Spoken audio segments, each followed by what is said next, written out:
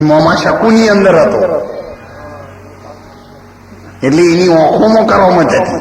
એટલા મોમાં શકુની ઓખોમાં કરામત નથી. હો ચોટલો પકડીને લાવો. આ તો મહારાજાનો આદેશ છે અને દુષ્ટ માણસો રાહ જોઈ રહ્યા હોય હવનમાં આટકા નાખવાની. કોઈ દાડો યજ્ઞ થાય તો સજ્જન માણસો રાજી ના થાય. કાગડા રાજી ક્યારે થાય? કોઈનું ઢોરું મરે લાડવા ભાળીને કાગડા રાજી ના થાય. ત્યારે એની સુરતા એમાં છે, એ ખાતાનો એ છે. એટલે કાગડાના ખાતાવાળા કોઈ દી હંસોના ખાતામાં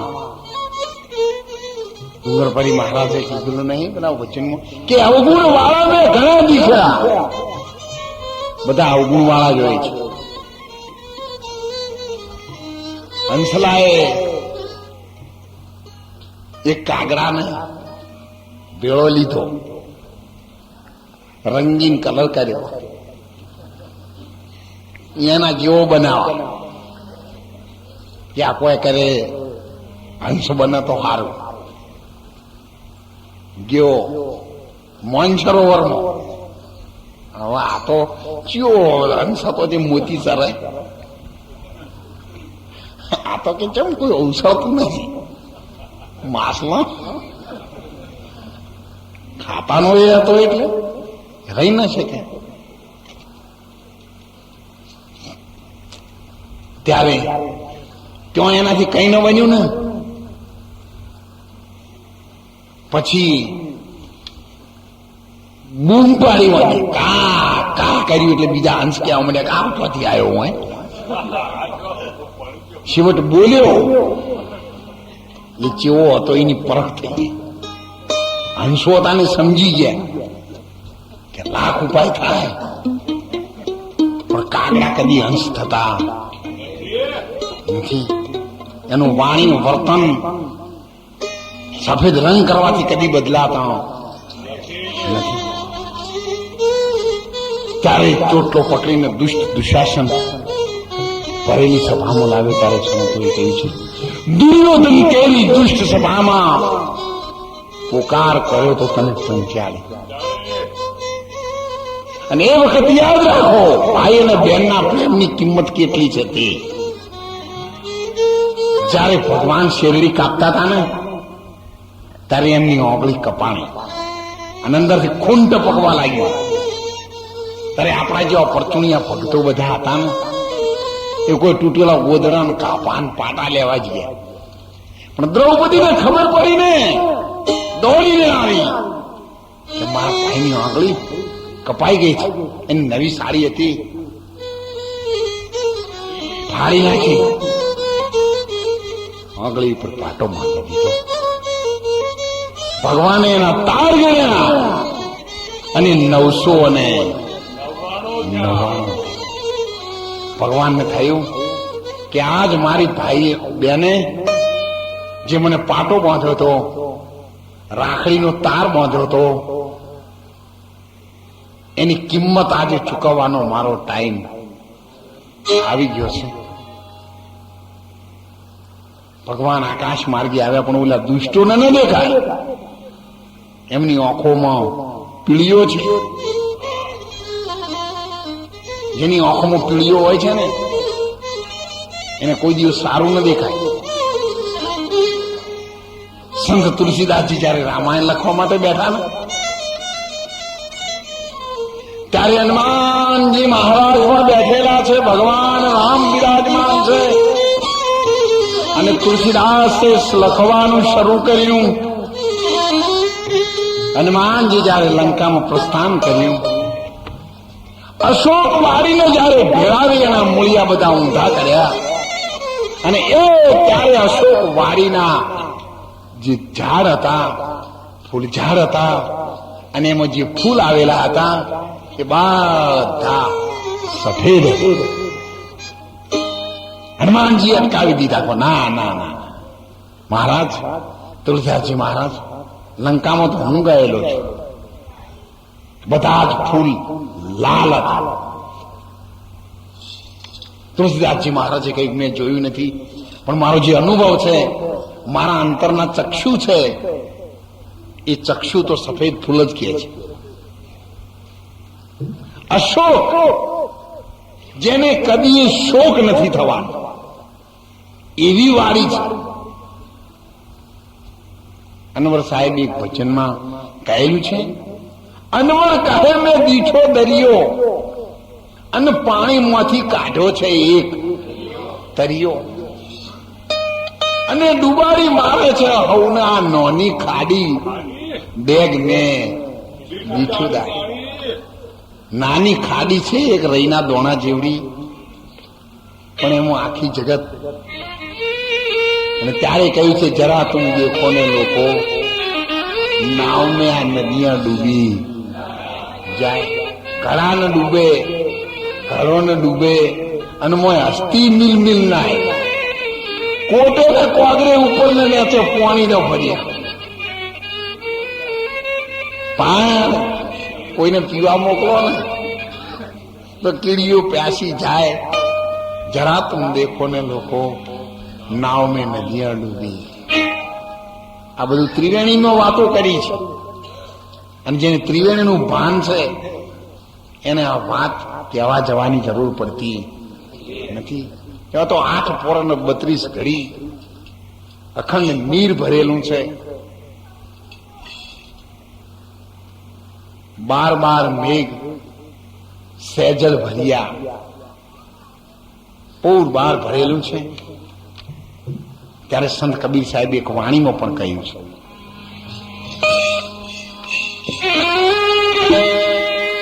અરે ઉલટા બાણ તો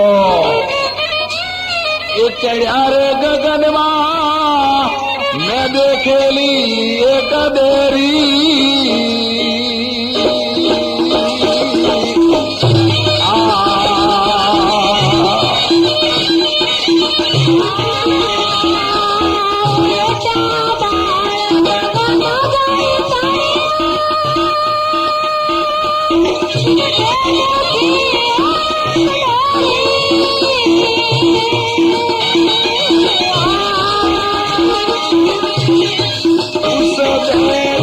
મારા સતગુરુ બેઠા,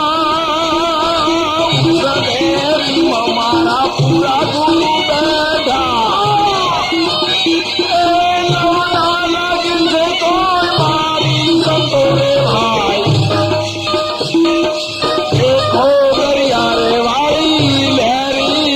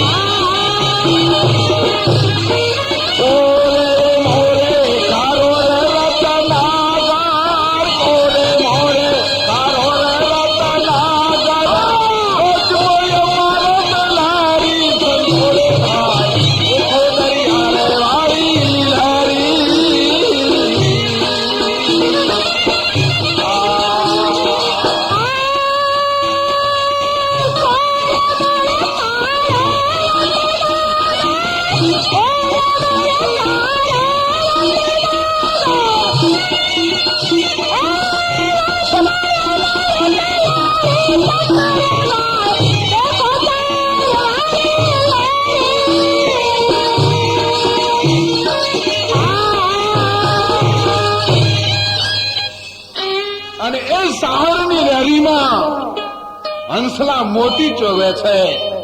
મોતી તો બહુ સાગરમાં નેબજે, કોઈ મરજીવા લેવાને જાય અમારા મન છે મોતી.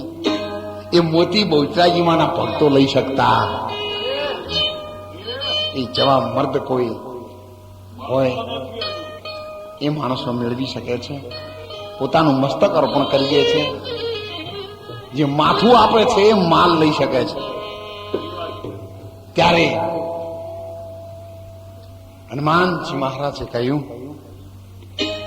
ભગવાન રામ અશોક વાળીના ફૂલ બધા લાલ છે.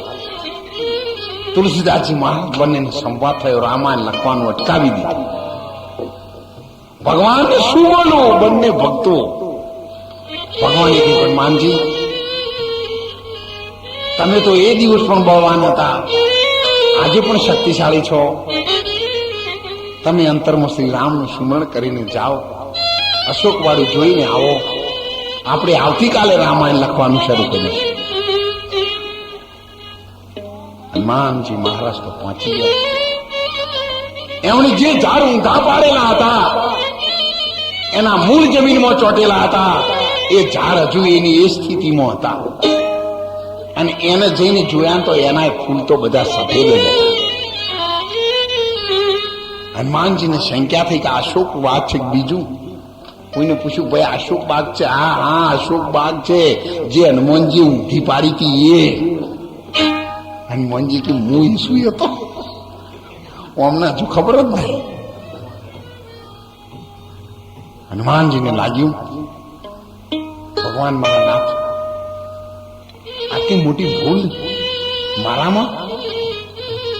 સફેદ ફૂલ હું ન જોઈ શક્યો હનુમાનજી, પણ મારી આંખોમાં રામ સિવાય મને બીજું દેખાતું નહોતું.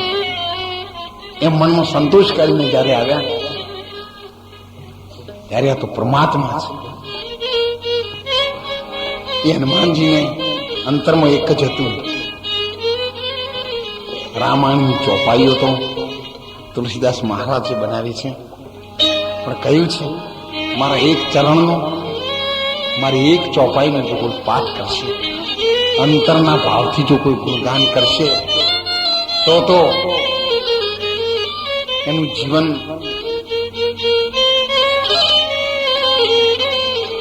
ભગવાન મારો રામ પારી તારી દેશે. અને તુલસીદાસ મહારાજે ચોપાઈમાં કહ્યું છે, જય રઘુનાથન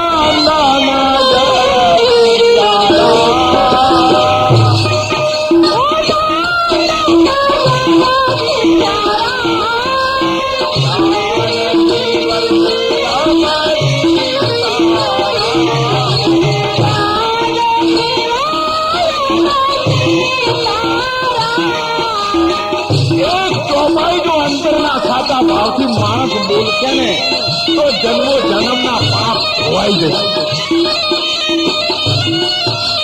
જય જય જય હનુમાન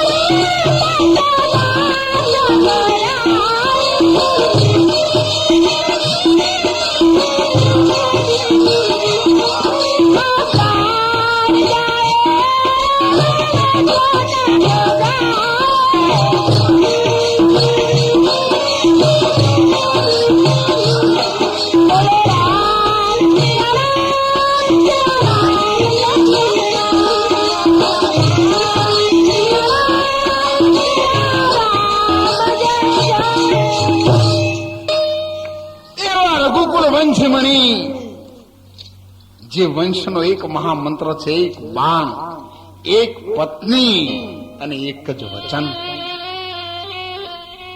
રઘુવંશ મણિ રામચંદ્ર ભગવાન બેઠેલા છે. હનુમાનજી મહારાજ આજ કાશ માર્ગે ઉતરી અને આવ્યા છે.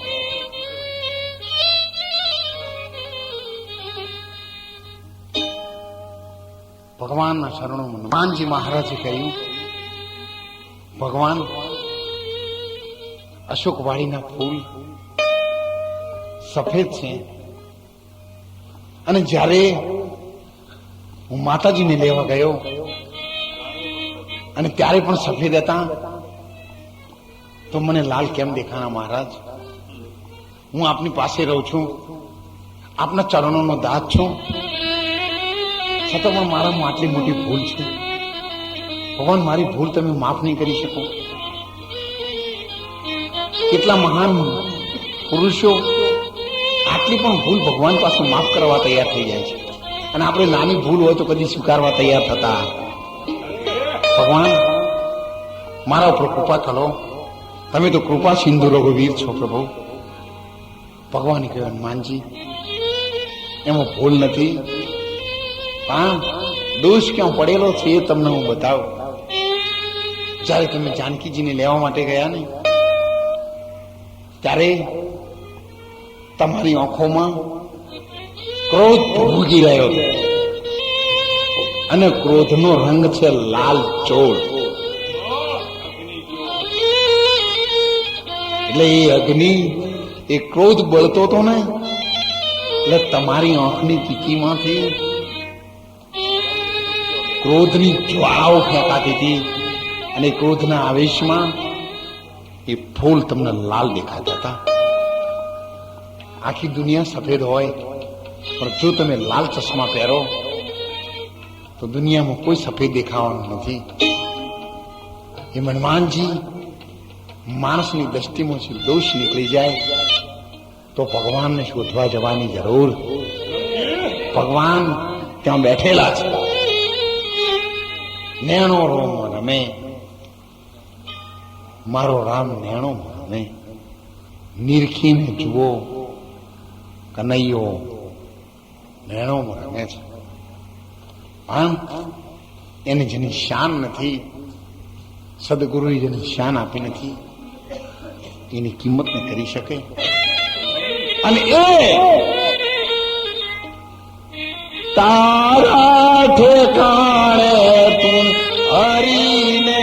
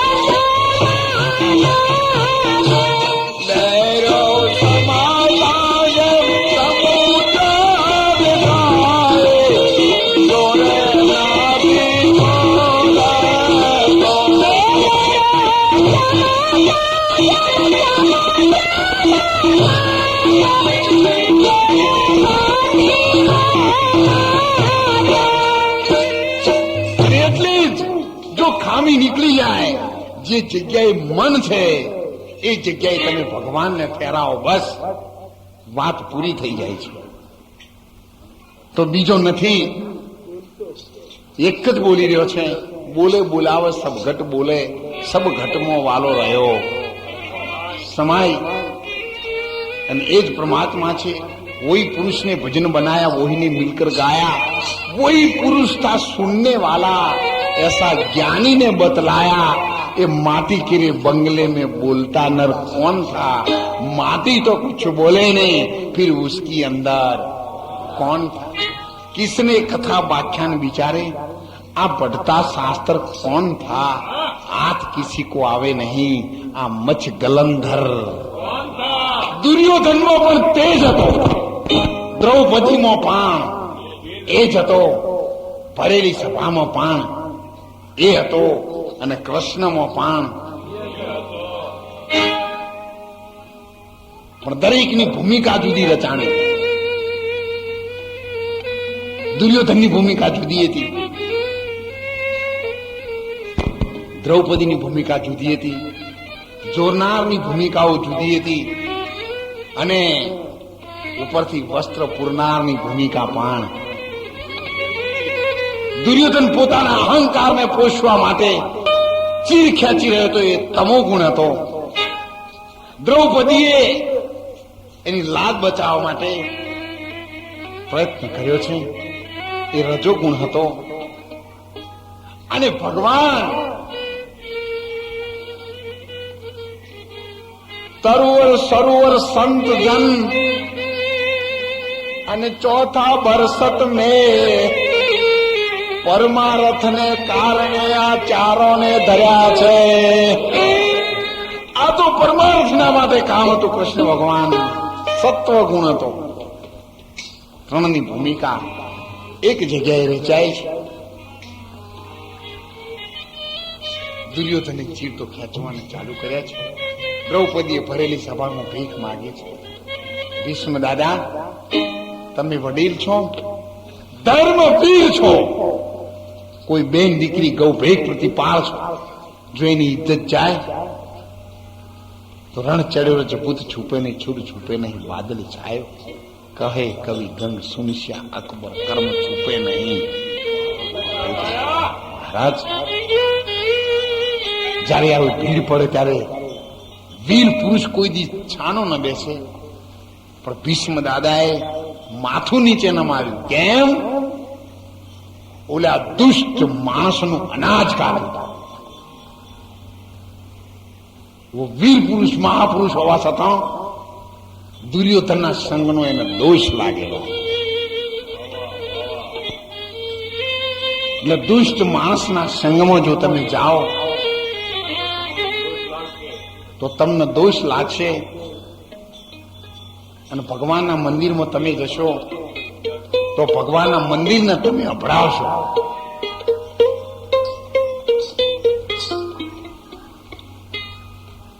સમાજના વ્યવહારમાં નથી કહેતા કોને અડીએ તો અભડાઈએ પણ એને અડવાથી ન અભડાવો પણ દુષ્ટ માણસના સંગમાં જઈ અને જો તમે સંતને અડો ને તો પણ તમે સંતને પાપ આપો ભગવાનના મંદિરમાં જાઓ તો એ મંદિર પણ અપવિત્ર બને છે સંગનો દોષ લાગે સંગનો રંગ લાગી જાય ચેતીને ચાલજો ત્યારે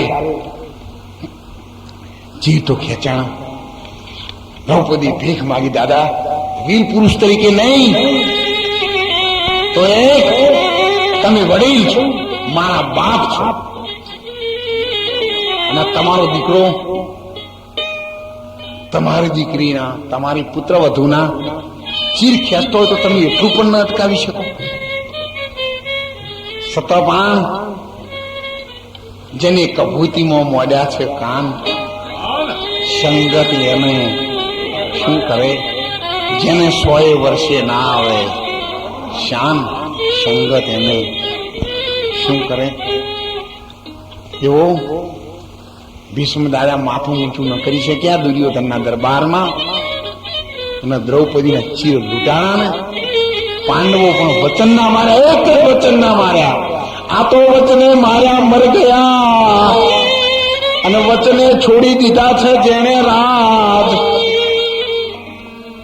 પણ એક વચનના કારણે સત્યવાદી માણસો બેઠેલા હતા પણ સુરવીર પવન પુત્ર ન જોઈ શક્યો તારે બેઠો થઈ ગયો એને કહ્યું દુર્યોધન અત્યારે તો હથિયાર નહીં ઉપાડું પણ યાદ રાખજે જે દ્રૌપદીના આજે તું ચીર ખેંચે છે જેની જાંગ જોવા માટે તે પ્રયત્ન કર્યો છે એક સમય જો તારી જાંગ ઉપર વીર ભીમસેની ગદ્યા મારી અને એક ખૂનની અંદર મારી દ્રૌપદીના જો કેશ ન રંગો તો મને બ્રહ્મ હત્યાનું.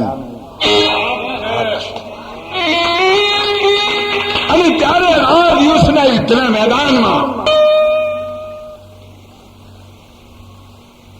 દુર્યોધન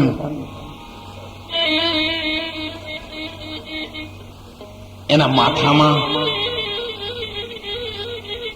એની અંબર મંત્ર મેળવ્યો, પણ કેવી રીતે સહદેવને પૂછીને ગયો એની બા પાસે, બા તું મને જોઈ લે એટલે હું વજ્રનો બની જાઉં. પણ વચ્ચે ભગવાન માળી બનીને આવ્યા હતા, ફૂલોનો જોગ્યો પહેરાવ્યો, મૂર્ખ ન સમજી શક્યો. વાદરાને નાળિયેર દઈ આમ ખખડાવવા માંડ્યો એટલે એને ખબર પડી કે મોય કોક છે. પાટ લઈને ડૂચો ભર્યો, નરવા સ્વાડ્યા. હવે સહી વાત સાચી છે, હા આ તો એનો સ્વાડિયો ઉપડ્યું નહીં ત્યાં સુધી પ્રસાદ હાથમાં આવે એવો. એક થોડું છોતરું ઊંચું કરો, શટર ઊંચું કરો તો દુકાનમાં માલ ભરચક ભરેલો. શટર ઊંચું થાય ત્યારે ને તો માલ દેખાય છે. ભગવાનને શોધવા જવાની જરૂર નથી. ત્યારે દ્રૌપદી વચનનો બદલો અહીંયા ભગવાને એ વચનને પૂર્ણ કરવા માટે એ વખત પણ ભગવાન ઉપર હાજરા હાજર હતા. એ જોઈ રહ્યા, અત્યારે જોઈ રહ્યા છો ઉપર બેઠા બેઠા. એ બેઠો બેઠો છે ઉપર વાળો, વિધિ કેટલી અગમને ગાળ્યો એ તારો થઈ રહ્યો છે. કોઈ ખૂણામાં જઈને તમે કંઈ કામ કરશો ને પણ ઉપર વાળો તો જોઈ રહ્યો છે. એ બીજો નથી અને એમાંથી તમને કોઈ બચાવનાર નથી. ત્યારે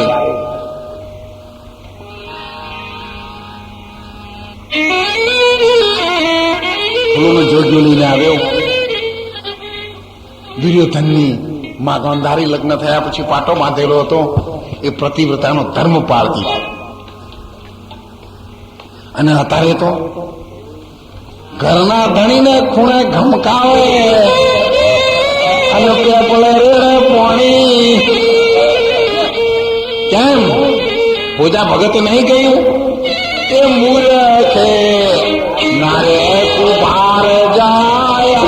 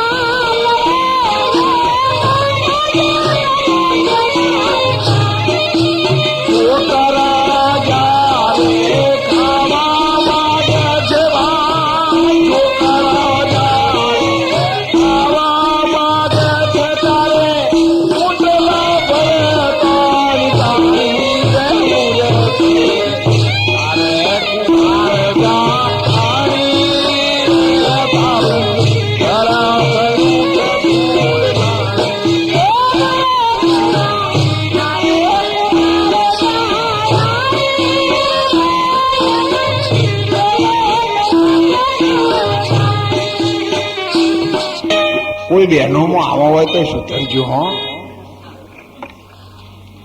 ખાલી બૈરાના કપડા પહેરી લેવાથી કુભાર જ્યાં મટી નહીં જતું.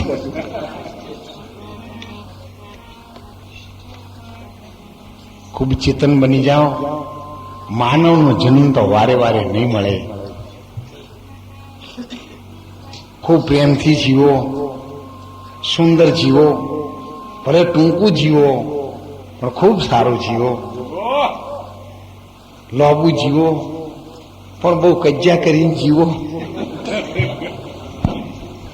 એના કરતા ખૂબ થોડું જીવો, ખૂબ પ્રેમથી જીવો, સુંદર જીવો, ભલે ટૂંકું જીવો પણ ખૂબ સારું જીવો, લોબુ જીવો પણ બહુ કજ્જા કરીને જીવો, એના કરતા ખૂબ થોડું જીવો.